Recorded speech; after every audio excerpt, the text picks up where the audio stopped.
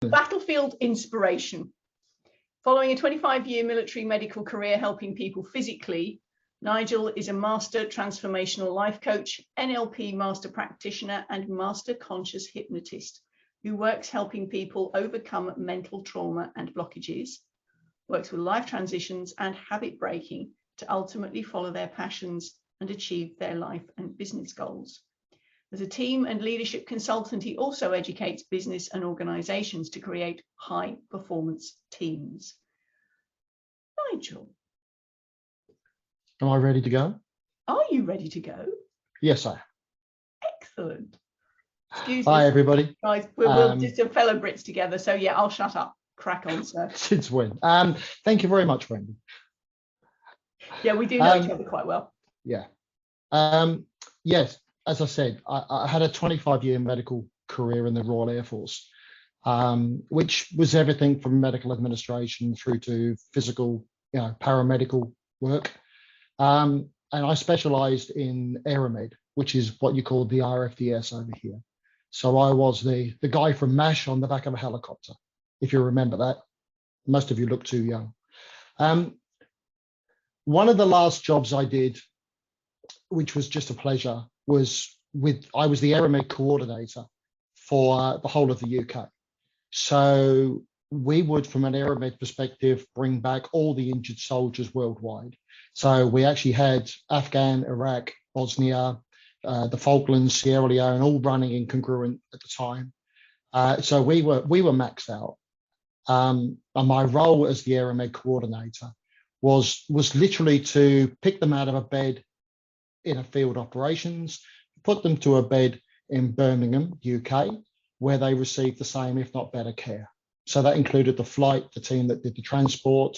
So we had ITUs and ICUs in the back of aircraft all the way back to the UK. Some people would even come back within 20 hours of injury, all the way from Afghan. So we would take over whole aircraft if required, depending on the clinical need of the casualty. We would also arrange the reception at Birmingham International Hospital. We would arrange all the transport to 5 different hospitals, depending on the clinical need of the clients and the casualties. And at that time, we would physically put them in a bed in Birmingham to have their follow-on care. These casualties we were receiving some 220 casualties a month. Everything from a twisted ankle through to triple amputees.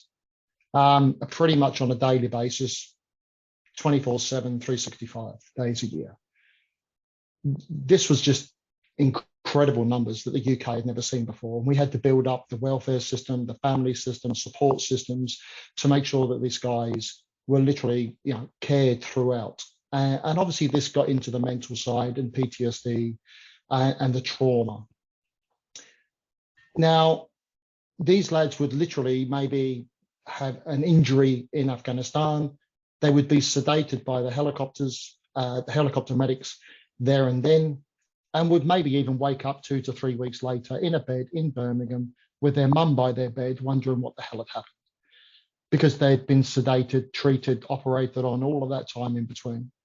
They could be sitting there with their mum holding their hand, no legs, and the first thing that they would say to their mum is, "I have let my team down. By me getting injured, I have put my team at risk because they're now a man short." This is a mentality you can't explain to anywhere else.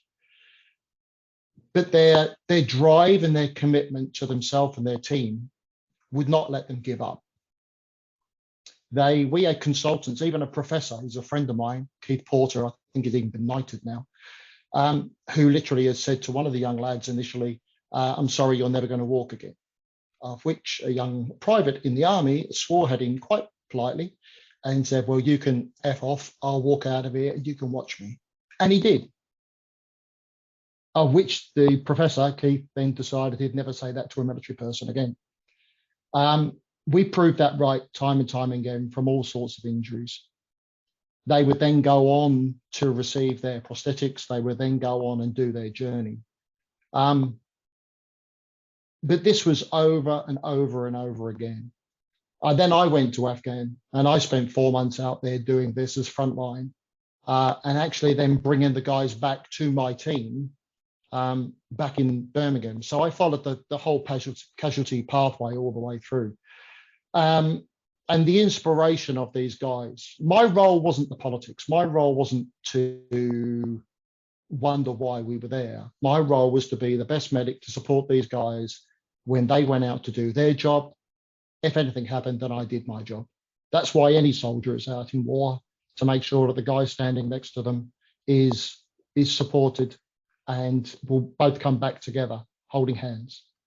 That camaraderie and brotherhood you couldn't get anywhere else. Now, was a flight sergeant in the military, you are a mentor as well as the rank, especially when you are in Afghanistan. You are their mentor in their career. You're their career specialist. You're their advisor. You're their career coach. You're their financial advisor. You can damn sure they'll get themselves in the shit. You're their relationship coach because they will make mistakes as they go through. So I'd been coaching most of my life without even realizing it. But the problem was people were coming to me as me. They were coming to Nigel, soldier of problems. Nigel is the daddy, you know what I mean? And that would give them support. But that was my first introduction to coaching. But my inspiration, which is what we're talking about today, is these young lads that were soldiers. I retired at the end of 2010, literally on New Year's Eve. That was my last serving day. Within 9 months, I was working on the London Olympics. And I had the pleasure to be the medical manager for the whole London Olympics at the London site in Stratford, all 10 venues, with 500 volunteers under me, of all sorts, from first aiders through to orthopedic consultants on the side of the pitches. But the reason why I'm telling you this is not because of what I did, is because I then had the pleasure of doing the Paralympics. I'm talking half of the British team were the lads that I brought back 2 years before. So I brought them off blooded bandages in Afghanistan at Birmingham Airport. They've gone through their supposed disability because they didn't accept them, and their physical mind would not allow their mental mind to give up.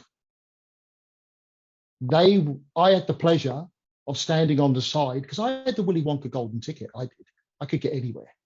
I could watch these guys compete with the biggest grin on my face, with pride, as they won their medals, or they competed, or they just attended. They were there. They achieved it.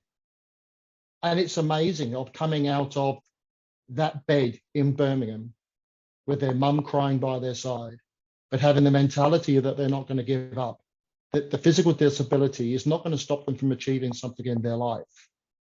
And they're now in the Olympics. They're now competing for Great Britain.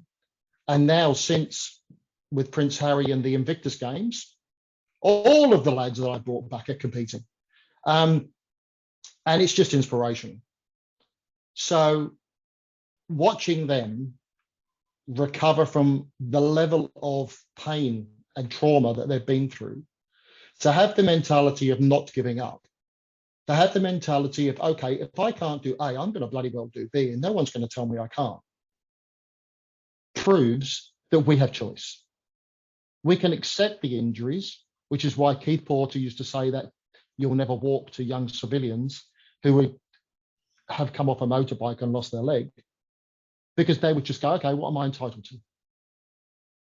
What can I get on benefits? Now I haven't got a leg, so you've got to pay for everything. The military lads weren't interested in that. It was, okay, I can't do one challenge, what's my next challenge? So they went on to compete and to win medals and inspire me.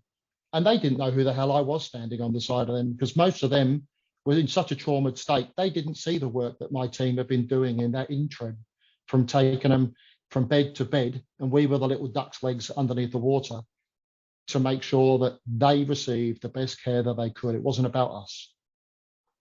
But that's my inspiration, is the fact that these guys went on to achieve that for just the 10% that, you know, my team put through in the middle.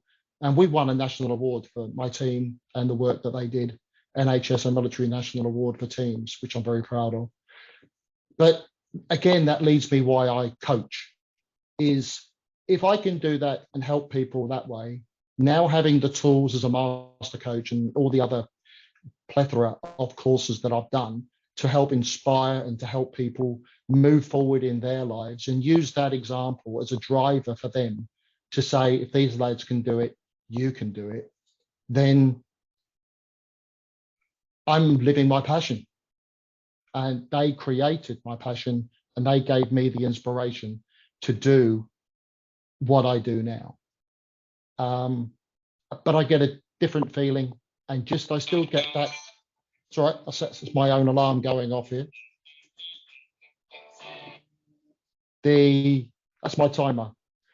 So that was my inspiration to what I do now, and how I can make a difference in other people's lives in a different way, and use that mentality as a positive for them, for my clients. Thank you very much.